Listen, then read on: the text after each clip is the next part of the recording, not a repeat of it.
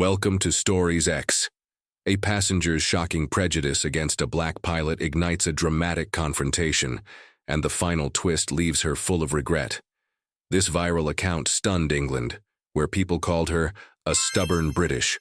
Karen, if you're ready for drama, hit like and let's dive right in. Bella Morgan clutched her designer handbag and breezed through the bustling airport terminal, her heels clicking impatiently on the polished floor. An English woman with alabaster skin and meticulously styled blonde hair, she was on a mission. She needed to catch the 11 a.m. flight to Los Angeles, a flight that absolutely, positively, had to get her into LAX by 5 in the evening. A crucial audition for the reality show Survivor awaited her, a chance to compete for $1 million that she'd been eyeing for months. As Bella maneuvered through the lines and zigzagging ropes, she threw frustrated glances at the digital departure board overhead. She was already irked upon hearing about a slight delay due to weather conditions. "I don't have time for delays," she muttered under her breath. Casting directors wouldn't wait. If she missed this opportunity, she was certain her life's big break might just go slipping through her fingers like fine sand on an English shore. Bella approached the gate agent, a young woman with a friendly smile.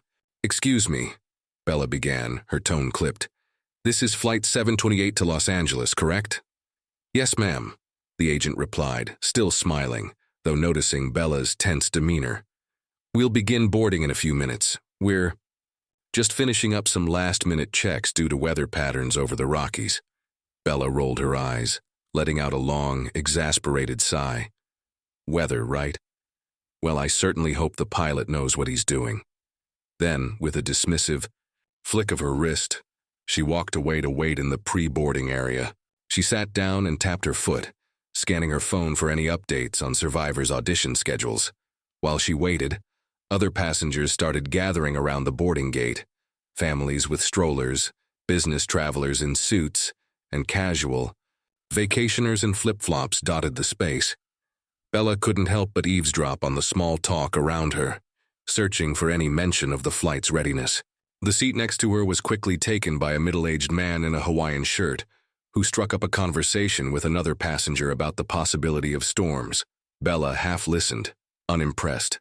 Moments later, a tall, broad-shouldered man in a crisp pilot's uniform strolled by. He carried himself with quiet confidence, greeting a few of the crew members with a polite nod. Bella's eyes briefly followed him, and she registered the name embroidered on his identification badge, Captain Ron Dawson. She noticed, too, that he was black, her brow furrowed ever so slightly.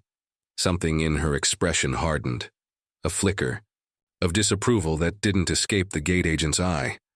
When boarding was announced, Bella practically leapt from her seat, weaving through the small crowd to be among the first in line.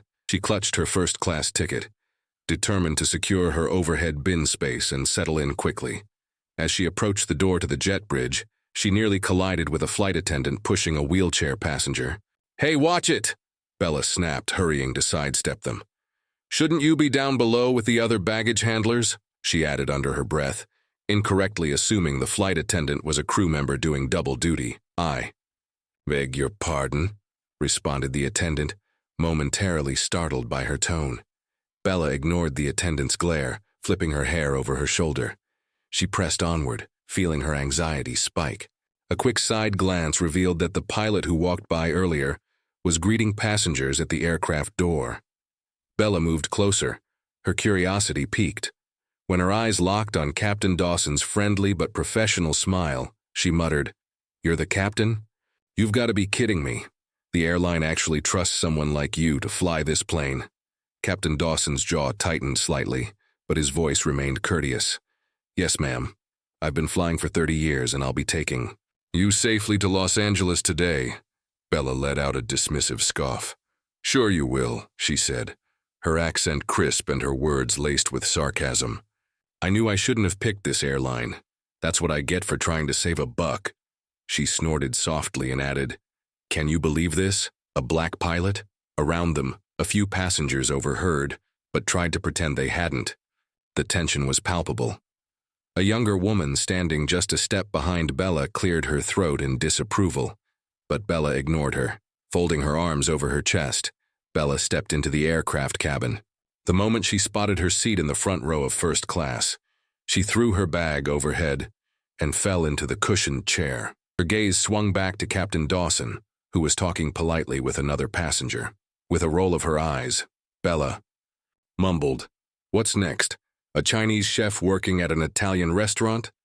As other passengers slowly boarded, Bella continued to stew. In her mind, the airline had made a poor, woke choice by allowing a black pilot to command. She didn't care that her words were offensive or that her assumptions were baseless. In her eyes, she was simply expressing reality. Bella prided herself on telling it like it is. While the rest of first class settled in, Bella placed her smartphone into the seat pocket. She sent a few messages to her agent, explaining the possibility of a delay. Any setback at all threatened her audition slot, and she was determined to shift blame elsewhere if it came to that. She glanced toward the cockpit, where Captain Dawson would be running through pre-flight checks. "He'd better get a move on," she muttered. The cabin lights flickered as the flight crew prepared for departure. Bella's impatience was climbing by the minute. She tried to distract herself by thumbing through a magazine, but all she could think about was how absurd it was for a black man, someone she ignorantly assumed was more suited to sports or gangster rap, to be in the cockpit. Little did she know, this was only the beginning of the tension she'd stir, and the consequences would be far greater than a mere delay. Minutes ticked by, and Bella's foot began tapping against the plush carpet of the first-class cabin. She leaned into the aisle, craning her neck to spot any flight attendants. Where were they? Why weren't they closing the cabin doors already? Her entire schedule hung in the balance. At last, a calm yet firm voice rang out through the intercom. "Ladies and gentlemen, this is your captain speaking. I'm Captain Ron Dawson, and on behalf of the crew, I'd like to welcome you aboard. Due to some storm activity above the Rockies, we're going to take a moment to finalize an alternate flight plan. We anticipate a slight delay, but we'll do our best to get you safely to Los Angeles." Bella rolled her eyes. A slight delay? Huh. She was certain no other pilot, especially a white pilot, would bungle the schedule like this. She flagged down a passing flight attendant, a young man named Daniel, and spoke loudly enough for half the cabin to hear. "Come on, what's the holdup? Shouldn't we be pushing back already?" Daniel offered a polite smile. "Ma'am, we do apologize. The captain is just making sure we skirt those thunderstorms safely." Bella snorted. "Of course we're delayed. The pilot probably wouldn't know the first thing about being on time." She glanced around, noticing a few disapproving looks from nearby passengers. Bella pressed on, undeterred. "What exactly is that supposed to mean?" Daniel asked gently. "You know exactly what it means," Bella responded with a thin smile. "Those types of people don't know anything about punctuality. I can't believe we're stuck here, because he can't manage a schedule. I have somewhere very important to be." Daniel took a moment to compose himself. "Ma'am, I think you're making some unfair assumptions. Storm patterns have nothing to do with a pilot's race." Bella shot him a condescending look, crossing her arms. "Fair assumptions?" she echoed, arching an eyebrow. "Don't be so sensitive, I'm just speaking the truth. I'm competing for $1 million on Survivor and I can't afford to be late. If we don't get in the air soon, my audition window will close." At that, Daniel clenched his jaw but held his professional demeanor. "I'll let the captain know of your concerns, ma'am," he said, then moved to assist other passengers. With a resigned huff, Bella sank back into her seat. The nerve of that flight attendant, insinuating she was being unfair. It's not racist, she told herself. It's just reality. Her phone chimed, and she snatched it from the seat pocket. Her agent had texted, "Hearing about storms. You sure you'll make it?" Bella fired back a hasty message. "Pilot's incompetent, doing my best." When Daniel returned, Bella leaned forward. "Yes?" she asked, sounding irritated. "Ma'am," Daniel began carefully, "the captain is finalizing a reroute. He's ensuring we avoid the worst of the weather and still arrive as close to on time as possible. How's that coming along?" Bella demanded. "I don't have all day." "Shouldn't be too long now. Captain Dawson is an expert at finding the best flight paths," Daniel replied. Bella let out a derisive laugh. "Yeah, right. Aren't you even a little nervous flying? With someone like him? She tried to keep her voice down, but the disgust was evident. Why would I be nervous? Daniel asked, perplexed. Oh, I don't know, Bella sneered. Because he's a basketball player or something, not a real pilot. Probably only got hired to fill a diversity quota, a job he's not even qualified for. Daniel inhaled sharply. Ma'am, he said, struggling to remain professional. Captain Dawson has more flight hours than most pilots on the roster. He's served in the Air Force and has a stellar record. Bella shook her head dismissively. I wasn't. Born yesterday, sweetie. We both know the only reason he got this job was so the airline could check off one of their DEI boxes. This kind of pandering is going to end with us nosediving into a mountain. A hush seemed to overtake the immediate rows, as curious passengers caught snippets of Bella's rant. Some looked away in embarrassment. Others bore expressions of outrage or disbelief. One passenger leaned toward Bella, a mixture of anger and pity in her eyes. You shouldn't talk like that, the woman murmured. Bella turned sharply to face her. Don't look at me like that. Everyone here is thinking the same thing. I'm just the only one brave enough to say it. Ma'am, Daniel interjected, swallowing the lump in his throat. That's highly offensive and untrue. Offensive? Bella countered loudly. Offensive is crashing in a fireball because some incompetent gangbanger is at the controls. She nodded with exaggerated emphasis.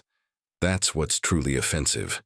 Daniel's eyes flashed with frustration, but he maintained his calm. Ma'am, I'll need you to lower your voice. Bella threw up her hands, shaking her head. Unbelievable. Fine, you want me to keep my cool? Then I suggest you call a new pilot, one without a questionable background. Otherwise, I might not remain so calm. I'll see what I can do for you, Daniel said, though his voice wavered in disbelief. He promptly turned on his heel, heading toward the cockpit to confer with the captain. Bella grunted, feeling a smug satisfaction that her protest might actually get results. As she watched Daniel disappear behind the galley curtain, Bella snatched up her phone once more. She was already envisioning the epic meltdown she'd cause if no one took her seriously. The thought of missing the biggest audition of her life fueled her anger, justifying in her mind every terrible remark she'd unleashed. She glanced outside the window, where the tarmac shone under the midday sun. The plane still sat idle. This is ridiculous, she muttered. If I don't get to LA by 5, it's on their heads. She drummed her manicured nails on the armrest, oblivious to how her words were affecting those around her. When the cockpit door finally opened, Bella's eyes darted up eagerly. She expected Daniel to announce that a new pilot was stepping in, or that the flight was canceled. Anything that would give her an advantage to rebook and still make it to Los Angeles on time. Instead, she saw Captain Dawson calmly step into the first-class cabin. His face was composed, though a hint of sadness flickered in his eyes. Trailing behind him was Daniel, looking uneasy. Captain Dawson approached Bella's seat and inclined his head respectfully. Ma'am, my crew member tells me that you have a problem with me flying this aircraft today. Is that correct? Bella sniffed haughtily, crossing her arms. You bet it is. A few passengers looked over, their expressions torn between discomfort and curiosity. Captain Dawson spoke gently. May I ask, what exactly is the problem? Bella lifted her chin. The problem is, I have a very important meeting in Los Angeles and you've already put us behind schedule. None of you people can stick to a timetable. Captain Dawson's gaze sharpened at her phrasing. You people, he echoed, a note of warning in his tone. Bella shrugged, unrepentant. Am I wrong? It's obvious we're delayed because you can't keep it together. If you were late for a barbecue, we'd already be in the air. A collective gasp ran through the nearby passengers. Captain Dawson held his composure, though a muscle in his jaw twitched. Ma'am, he said evenly, we're delayed because there's a thunderstorm we're routing around, not because I'm black. Oh, please, Bella said, rolling her eyes. We both know the only reason the airline hired you was to meet some woke quota. Isn't that true? I mean, how else does someone like you get a job like this? She stared pointedly at the insignia on his uniform, a sly smirk forming on her lips. Captain Dawson took a slow breath. I'm going to have to ask you to show me and my crew the respect we've earned, he said quietly. Earned, Bella barked a laugh. You haven't earned anything except whatever pity your skin color afforded you in the hiring process. Let's be honest. Airlines love to brag about their diverse hires. That's the real reason you're sitting in that cockpit. A tense silence fell. Even those who had previously tried to avoid listening could no longer ignore the toxic conversation. Captain Dawson cast a glance at Daniel, who hovered protectively at his side. Then, with measured calm, the captain turned back to Bella. If that's truly how you feel, he said, voice low, I'll see what can be done to accommodate your preference for a different pilot. Bella raised her eyebrows, more than a little surprised. She half expected a fight, but he seemed almost resigned. Finally, she breathed. Somebody is listening to reason. Without another word, Captain Dawson gestured for Daniel to follow him. They returned to the cockpit. Bella stared after them with a triumphant expression, crossing her legs. Maybe I won't miss my chance after all, she thought. She rechecked the time on her phone. Nearly half past the hour. She had to be at LAX by 5, or everything she'd worked for would vanish into thin air. But it wasn't long before Daniel re-emerged, stepping closer to Bella's seat with an apologetic frown. Sorry to bother you, Ms. Morgan, but the captain asked me to let you know. We'll be deplaning you so you can be rebooked on another flight. Bella froze, confusion twisting her features. Wait, me? She sputtered. What do you mean? Me?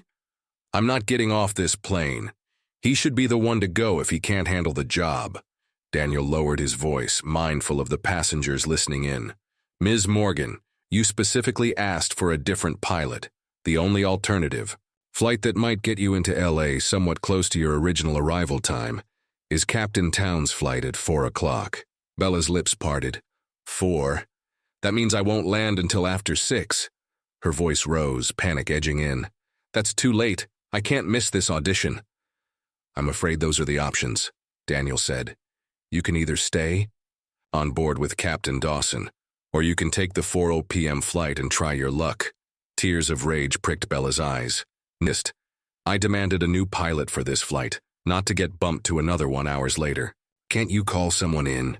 Or better yet, can't that so-called captain get a clue and step down? At that, Daniel's composure cracked for an instant.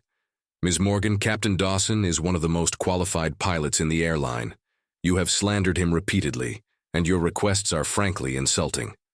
Bella's breath caught in her throat, but she refused to back down. He's not qualified for anything except maybe shooting hoops, she spat.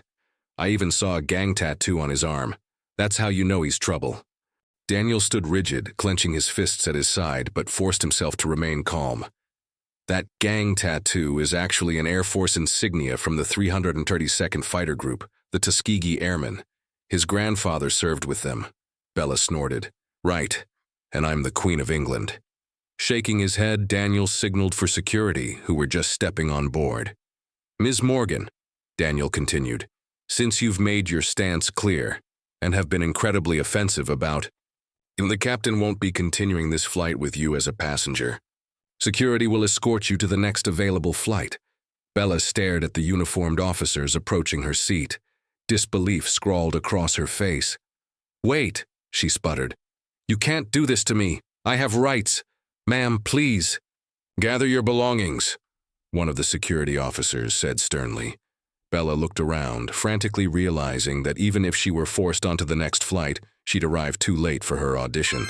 Her dream of survivor stardom was slipping, further out of reach by the second. Just as the security officers were about to physically escort Bella off, Captain Dawson reappeared, holding out a hand to halt them. The entire cabin seemed to hold its breath. Bella eyed him warily, unsure of what to expect next. Was he going to boot her off for good? Or was he going to lecture her? Ms. Morgan, Captain Dawson began. His tone was calm, but there was a steely undertone. I've had to deal with people like you my entire life. People who believe they know what I can or cannot do, based solely on the color of my skin. Ellie bristled but said nothing. She glanced nervously at the smartphone she clutched, its screen reflecting an image of her frightened eyes. The captain continued, This bigoted thinking is exactly what my grandfather faced during World War II when he served with the Tuskegee Airmen. That so-called gang tattoo you saw on my arm? It's actually a tribute to the 332nd Fighter Group. They painted the tails of their planes red and were known as the Red Tails. My grandfather flew over 90 combat missions, earned a Distinguished Flying Cross and 2 Bronze Stars. He faced discrimination worse than what you've thrown at me today, yet he risked his life for people who didn't believe he was good enough to be in the cockpit. Bella's cheeks flushed. She tried to hide her reaction, but the mention of the Tuskegee Airmen rattled her. Could it be true? She wondered, yet her stubborn pride refused to yield. That's a nice story, she said tersely, but it doesn't prove anything. Captain Dawson nodded, unperturbed. He inspired my father to serve in the Navy for 20 years, and me to serve 25 years in the Air Force. Flying is my life's passion, and it's in my blood. Even with that background, I've had to constantly prove myself to people like you. People who think someone like me only belongs in a basketball court or a music studio, anywhere but behind the controls of an aircraft. A hush fell over the Gibbon as passengers listened, some filming with their phones. Bella could feel the weight of their judgment, but anger spurred her on. She snapped, "Look, I don't know anything about your family. For all I know, you're making it up. And even if it's true, it doesn't change the fact that I don't want you flying my plane." Captain Dawson inhaled slowly, reining in his frustration. "Ma'am," he said evenly, "we have hundreds of passengers on board, and they deserve a safe, peaceful flight. I won't let your ignorance jeopardize that." Suddenly, Bella noticed that a handful of passengers in the aisle seats were holding up their phones, clearly recording the interaction. The realization sent a chill down her spine. "I'm being filmed?" she thought, a spark of panic flaring in her chest. The last thing she wanted was to go viral for all the wrong reasons. She forced a tight-lipped smile. "Are they finally bringing us a real pilot?" She tried to quip, but her voice faltered under the pressure. Captain Dawson's expression hardened. "I am the real pilot, Ms. Morgan, and I've been recognized as this airline's top pilot 5 years in a row. However, we will honor your request to not fly with me. So security will escort you to Captain Town's flight at 4 o'clock. That's the earliest alternative." Bella's eyes widened in dismay. 4 o'clock? That lands too late. I'll never make my audition. The captain nodded soberly. "Then perhaps you should have thought about the consequences of your words before hurling insults at me and my crew." "You have no right to," Bella began, but the captain raised a polite hand to cut her off. "On the contrary, as the captain of this aircraft, it's my responsibility to ensure the safety and comfort of all passengers. Your behavior has made it clear you will disrupt that comfort, so we're accommodating you by moving you to another flight." Bella's stomach sank. "But I'll miss my chance at becoming a reality TV star. This is a once-in-a-lifetime opportunity." Her voice wobbled on the verge of tears. Before Captain Dawson could respond, a college-age passenger across the aisle spoke up. "Ma'am," she said softly, "even if you did make it, do you really think a national TV show would want someone who talks like you do?" "Shut up," Bella snapped, her face flushing deep red. She turned back to Captain Dawson. "This isn't fair. None of this is fair. I have a legitimate complaint about your qualifications. It's not my fault society is too scared to tell it like it is." Captain Dawson shook his head, stepping aside so the security officers could proceed. "I'm sorry you feel that way," he said, "but I won't let your prejudice ruin the flight for everyone else." One of the officers gently placed a hand on Bella's arm. She tried to shrug him off, but he maintained a firm, respectful grip. "Come with us, ma'am," he said. "We'll help you to your new gate." "This is insane," Bella fumed. "You can't do this to me." But Captain Dawson had already turned away, heading back toward the cockpit to resume his duties. The security officers guided Bella into the aisle, her phone still clutched white-knuckled in her grip. She had wanted a new pilot, and now she'd gotten exactly that at the cost of her precious audition. Bella's heels clicked sharply against the concourse floor as 2 security officers flanked her on either side. She could feel the stares of travelers all around, some curious, others judgmental. She held her chin high, determined to project an air of indignation rather than shame. Yet her mind raced with panic. She'd made so many scathing remarks on that plane, remarks that had been filmed. They arrived at Gate 32B, where Captain Town's flight was slated to depart at 4 p.m., meaning Bella wouldn't land at LAX until well past 6. Her audition was at 5. She checked her phone, 3:15 p.m. "I can't believe this," she whispered, tears pricking at her eyes. "This is my big chance." One of the security officers gave her a curt nod and said, "This is where we leave you, ma'am. We suggest you wait here until boarding begins." Then, without another word, they turned and walked away. Bella glared after them, her frustration mounting. She found an empty seat by the gate window and collapsed into it, burying her face in her hands. Her phone buzzed. She lifted her head to see the screen lighting up with texts, notifications, and missed calls. Confused, she unlocked it. Her social media apps were blowing up. Comments flooded in by the dozens, then hundreds. She tapped a random notification, a mention on a popular social media platform. Her eyes widened in horror at what she saw. Video clip showing her confrontation with Captain Dawson, complete with her most vitriolic remarks. A black pilot? What's next? A Chinese chef at an Italian restaurant? Those kinds of people don't know the first thing about punctuality. He's probably only good at sports and gangster rap. Bella's skin turned cold. It was all there, her accent, her snide remarks, the outraged and horrified faces of the fellow passengers. The video had thousands of views in mere minutes, and was quickly climbing. Comments poured in, calling her a racist, a bigot, a vile human being. She scrolled through the backlash, each post more scathing than the last. A call from her agent rang. Bella answered shakily. "Patrick," she stammered, her voice trembling. "Bella, what on earth did you do?" Patrick's voice blasted through the phone. "My inbox is exploding with people sending that video. Survivor's casting team saw it too. They're outraged. They're pulling your audition." Bella's stomach lurched. They what? "They're done, Bella. They don't want to be associated with a racist fiasco. You're canceled before you even started." Patrick paused. "I have to let you go as a client. I'm sorry, but no one wants to work with you now." A hollow ache spread through Bella's chest. She tried to form words, but only a strangled gasp came out. The call disconnected. She slowly placed her phone down, numbness overtaking her. "You reap what you sow," came a quiet voice to her right. She glanced up to see an older woman watching her sympathetically. Bella could only stare, her face pale. She'd lost her dream audition, her representation, and it seemed all dignity in one fell swoop. The overhead speakers crackled with an announcement for Captain Town's 4 p.m. flight. Bella stood, gathering her purse in a daze. She boarded alongside a handful of curious travelers who recognized her from the viral video. She felt their eyes burning into the back of her neck, but she avoided meeting their gaze. Settling into an economy seat, a bitter downgrade from the first class she was used to. She hunched down, wishing she could vanish.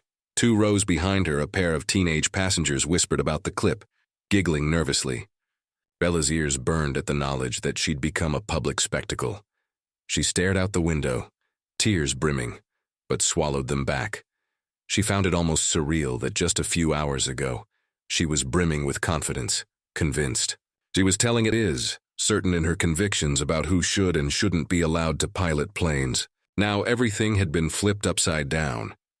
As the flight prepared for takeoff, Bella tried to distract herself by scrolling on her phone.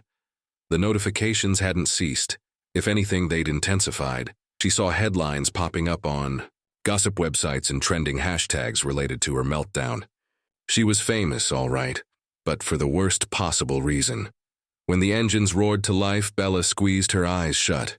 She couldn't stop thinking about Captain Dawson, the Tuskegee airman, and the unwavering dignity with which he'd handled her tirade. A sliver of remorse tugged at her chest. She hated to admit it, but maybe, just maybe, she was wrong about him.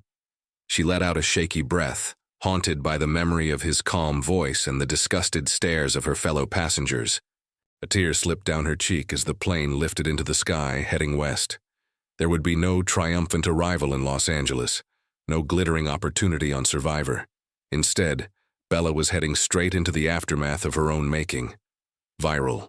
Ignominy. Strangely, amid her regret and fear, a stubborn kernel of bitterness still lingered. Part of her wanted to blame the pilot for everything that went wrong, but deep down, she suspected that no matter how she spun it, she alone was responsible for torpedoing her one shot at fame. Outside, the clouds drifted by, the sun dipping lower on the horizon. Somewhere above the Rockies, Captain Dawson was likely flying Flight 728 with serenity and skill. Bella, forced to reckon with the consequences of her words, could only stare into the endless sky, uncertain if she'd ever find a second chance, or the humility to deserve one. Bella's story ends not in triumph, but in a hard lesson about the cost of bigotry. She sacrificed her dream, humiliated herself publicly, and lost the respect of everyone who witnessed her hateful words. Meanwhile, Captain Ron Dawson carried out his duties with grace, demonstrating that true professionalism and skill transcend skin color or background. In the end, Bella could no longer deny that her assumptions had been both cruel and costly.